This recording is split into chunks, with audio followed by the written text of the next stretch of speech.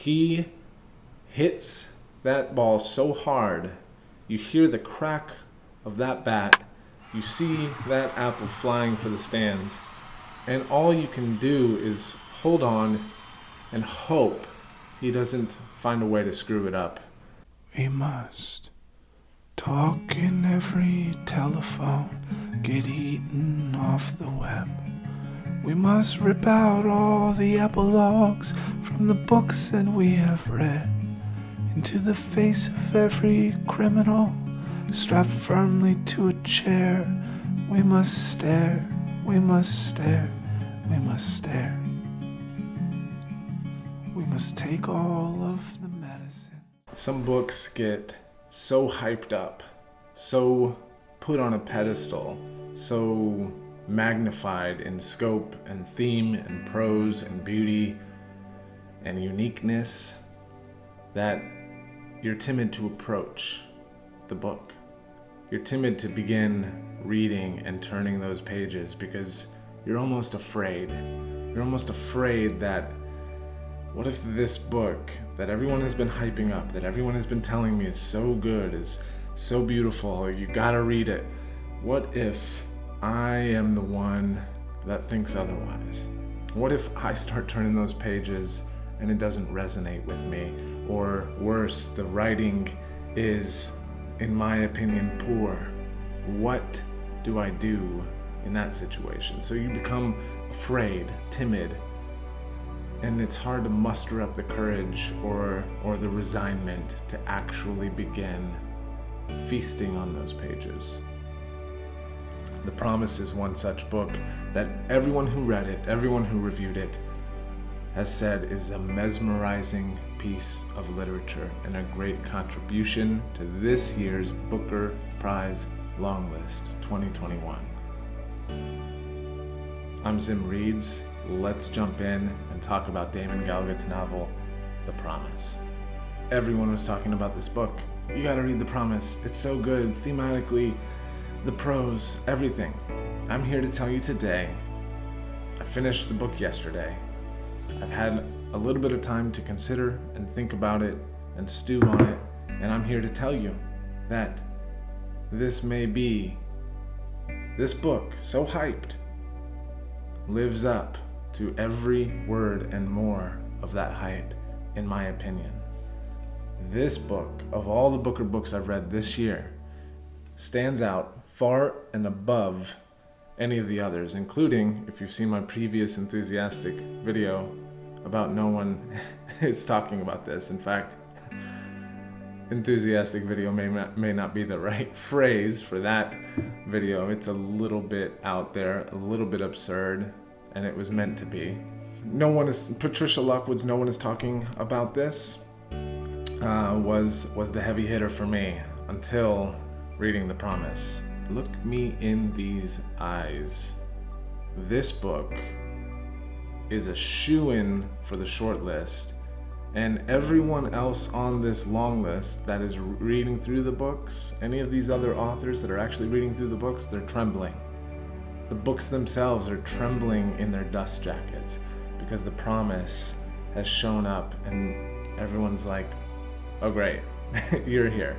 It's kind of like me in high school, hanging out with a group of friends, making those jokes that are getting those laughs, making those comments that are considered profound, and then in walks, we'll just call him John Doe. Is that the way we anonymize people? We'll call him John Doe. We'll call him R.C. Walden. In walks R.C. Walden. So much more hilarious. So much more profound. The metaphor is failing itself. The metaphor literally just crumpled itself into a ball and threw itself in the trash and said, no, please don't continue this. Don't walk down this road, please. So let me rewind.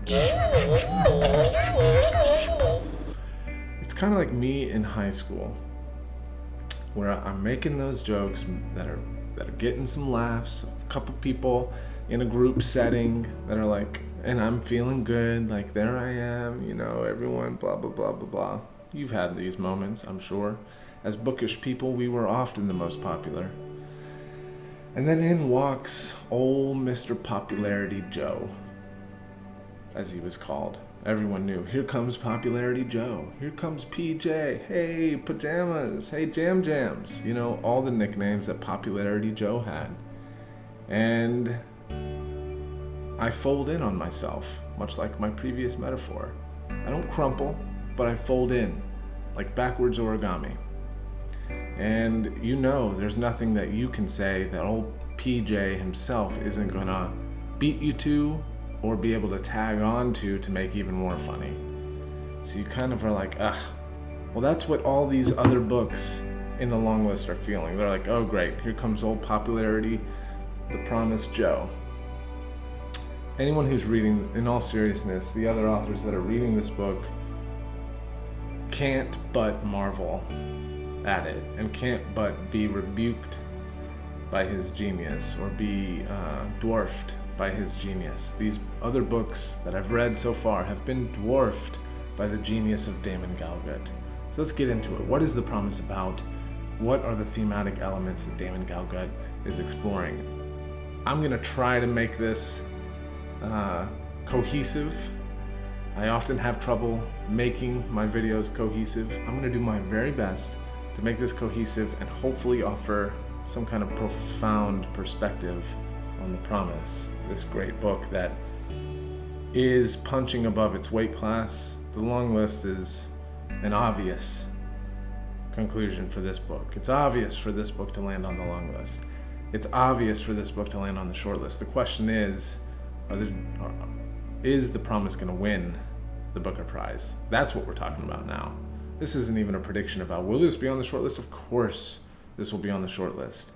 Mark my words. If this doesn't make the short list, then Booker is blowing my mind. If any of the other books make the short list and this doesn't, there's not another one that stands toe to toe that can hold a candle to The Promise so far.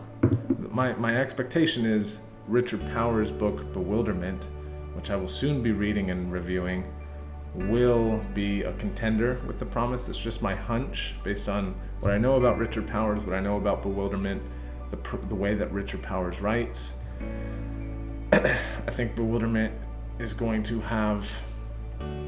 be the great contender. I think it's going to come down to Bewilderment and The Promise. And I don't know if the judges are going to be able to sleep in the nights leading up to the prize announcement. The shortlist is easy. The Promise is on the shortlist, no question. If I haven't made that clear yet, let it be clear now. The Promise is on the shortlist. What Damon Galgut does beautifully and almost flawlessly. I mean, there was not a moment where I thought, missed the mark on that, Damon. Hey, Dame, missed the mark on that character developing opportunity. He hits that ball so hard, you hear the crack of that bat, you see that apple flying for the stands, and all you can do is hold on and hope he doesn't find a way to screw it up along the way, because you already know you've got 200 more pages, and can he keep this trajectory? Is it even possible? And I'm here to tell you, he does. What he does beautifully is character development. Not only development, but character voice.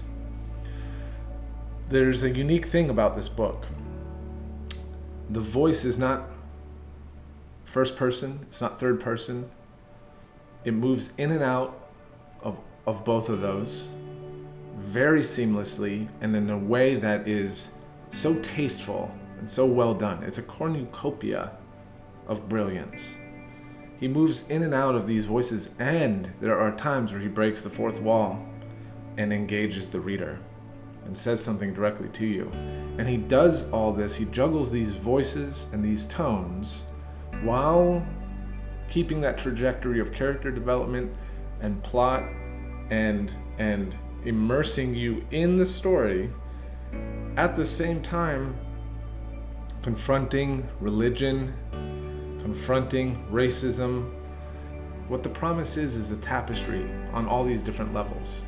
we watch him develop these characters and we become invested and we fall in love with these characters in their flaws. These are very flawed characters. I mean, these people are very realistic people, lots of ambiguity, lots of bottom of the barrel moments for these characters, as well as some triumphs, but really a lot of bleak moments for these characters. And we watch them and experience them, see ourselves in them, hear our own voices in them. I'm swelling about this novel. I'm giddy about this novel because I finished it with chills. I finished it having a wider scope of my own humanity and the world, and I think that that's what books are meant to do. I think that what books do for us is they expand our scope and our horizons. They give us visibility and vision. They give us, they help us become more acquainted with our own selves as well as with the people around us. They give us reference points for our experiences and for calls to action in our own life and for understanding about who we are and what it is to be human. And Damon Galgut wraps all that up into this delicious burrito of the promise that you can't stop eating. And yes, I will have more guacamole. I know it costs extra. Sorry, my tummy is growling.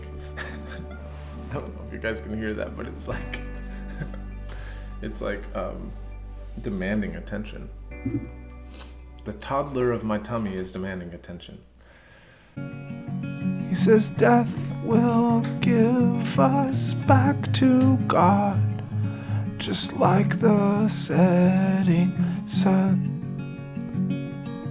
is returned to that lonesome ocean.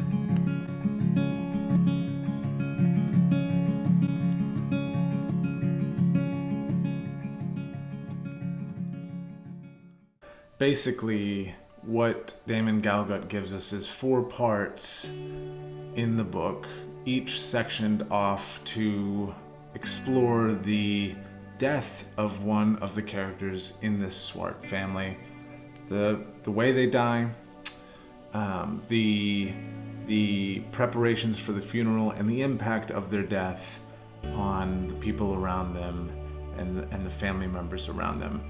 Woven as an undercurrent to those 4 sections of the book is this concept of the promise. And that promise is something that the character Amor, the youngest daughter in the family, heard early on in the book, the first 10 pages. Paul make this promise to Ma that Salome, presumably that Salome would be given the house.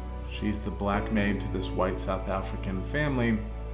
She would be given the house because of all she's done for the family. She's been with the family for decades, and Ma wants the house that she lives in, currently called the Lombard Place, to go to Salome. And Paul promises on her deathbed that he'll do that. Amor hears this promise, and throughout each section of the book, which the book spans decades, which is brilliant, we get to see this time, movement of time and this transcendence over the 250 pages, 270 pages, whatever it is. And so throughout those decades, and each section as different characters die and things like that, Amor continues to bring up to the family, okay, is now the time that we're going to fulfill that promise that Paul made to Ma about Salome in the house? And each time, there's resistance. And it's such a brilliant device that Galgut uses to kind of give us, that golden thread throughout the entire story. And that's one way that he's weaving together the brilliance of this novel.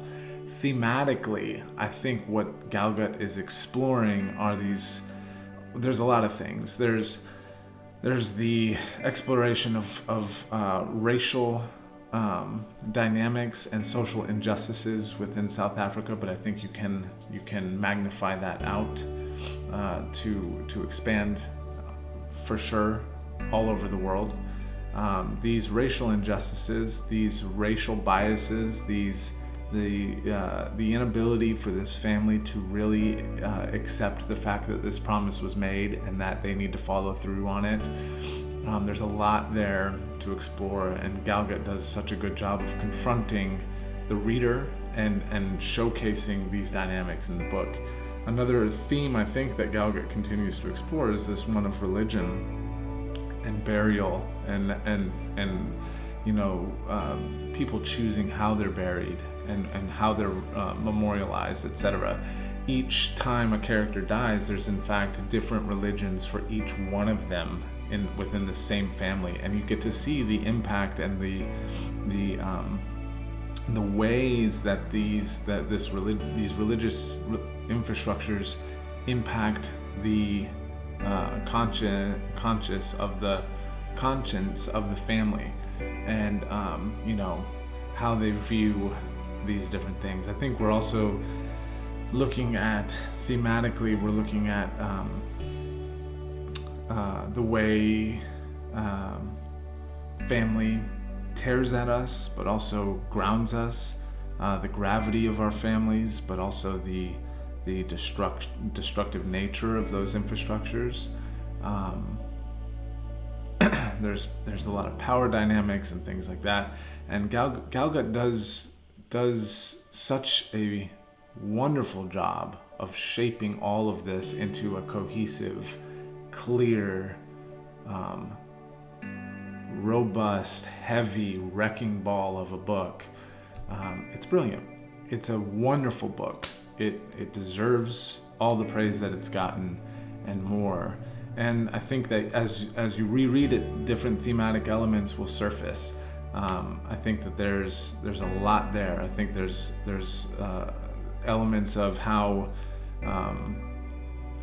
power structures work within families, colonialism, the ripple effect of colonialism, even after like in America, even after the abolishment of slavery, the continued ripple and wave impact on society and individuals over the hundreds of years since emancipation in the Civil War. I don't know much about South African history, but of course colonialism and the impacts of it are having ripple effects downstream. And so I think that like the promise isn't just about the promise that Paul made to Ma for Salome to get the house. It represents something bigger. It represents, the promise for equality, the promise for social justice, the promise for love. I mean, the promise for recompense. All of these things, from honestly white people to black people, disenfranchised people, indigenous peoples, etc. So I think that the promise is not merely about the promise that Amor overhears. It represents something bigger and wider. And I think Galgut explores that even. So those are some of the thematic elements. I think you should read the book to really wrap your mind around them more. But what a stunning piece of work. Damon Galgut does a remarkable thing here. Just side note, there's multiple times where he facetiously interrupts himself as he's giving you narrative. Like he'll say something like, Salome was walking back towards her place, the Lombard place. Like he facetiously interrupts himself about, this is hers. This is her place. It's ridiculous that this red tape has to be fought through, that these social dynamics and logistics exist, keeping this woman from owning this place that is rightfully hers. Between the lines. He's speaking between the lines. That's what Damon Galgut is doing through this novel at different times, is speaking between the lines. Brilliantly. Really brilliantly. There's another space at the end where he's saying, he says, the next morning, okay, I know it would have taken longer for this to happen, but let's just say it was the next morning and this happened to make it possible, blah, blah, blah. Okay, there it is. We have it. He writes that out in the narrative. And it's so tastefully done that you're like, okay, great. I accept it. He himself calls attention to the continuity error that you as a reader might want to point out in judgment. He calls attention to it before you even can. And you go, okay, I respect that. Great. He knows that this is slightly unrealistic, but he's saying, just go there with me for a second, reader, okay? Just go with me because I'm trying to get you to this point. Brilliant. He does that multiple times.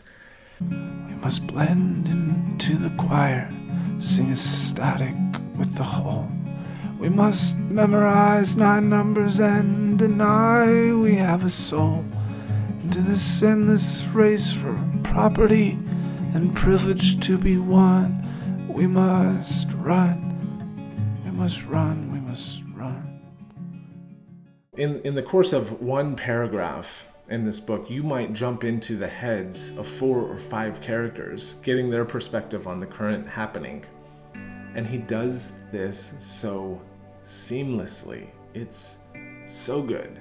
I mean, Damon Galgut really hit a home run, if not a grand slam, with this novel. It's going to be hard-pressed to find anything that can stand toe-to-toe with this, hold a candle to the power and the beauty of this book, which I haven't even talked about. The prose, Damon Galgut's prose is so beautiful and so well done, and he uses metaphor, so he wields it with so much power. I mean, God, there's so many metaphors where I would just stop and marvel at it and say, what a metaphor. I referenced one in an earlier video where the character says she felt ugly when she cried, like a broken open tomato, or a tomato breaking open. What a metaphor. That's a beautiful metaphor. He talks about one point, a smile wounded his face and then healed back up again. That like almost personification, or that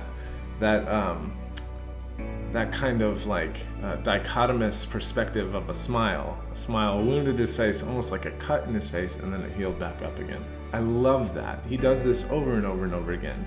And doesn't overuse it, but he uses it so tastefully, so precisely, and it enhances and supplements the story so well.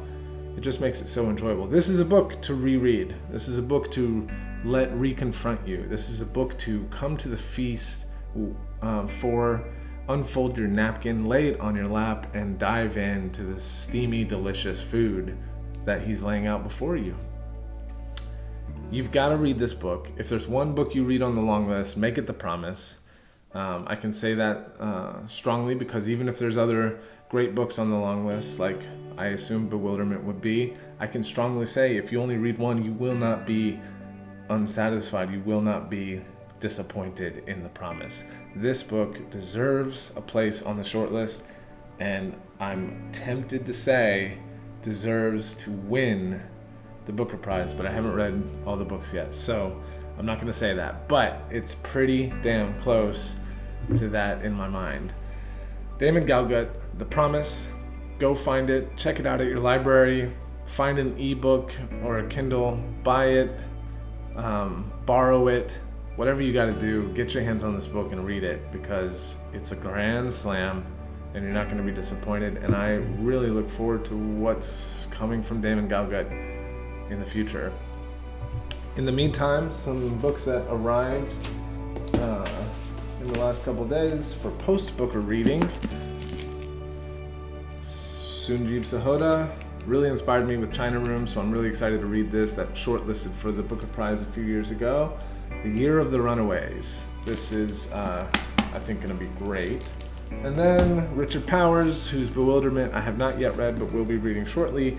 I saw him in an interview reading portions of and discussing his book, The Overstory, which was also shortlisted for the Booker Prize in 2018 and is supposed to be brilliant and won the Pulitzer Prize. I'm really excited to dive into this and read this. So these are post-Booker books that I'm going to be jumping into. The next book on my list, I'm trying to start A Passage North, also longlisted for the Booker Prize. It's a little bit slow going. I might put it down for a second if bewilderment arrives and gives me the opportunity to jump into that book that I'm very much anticipating. Anyways, guys, if you want, go ahead and hit the like button, hit the subscribe button, tell your friends, etc. We are going to be having some data collection happening like we did last year around Booker Prize, so watch out for that poll. Gonna have some fun stuff, some fun correlative data to do with that. But anyways, thanks for watching. Thanks for subscribing. Go get The Promise. Damon Galgut. Such a good book. Totally deserves something. I mean, it's just so good. I've never read a book like this. And he just weaves. He's just at the loom, weaving a tapestry of real beauty.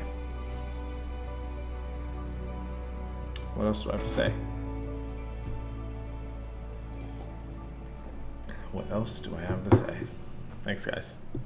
'Cause all my mornings coming fast. The whole world's waking up. The city bus is swimming past.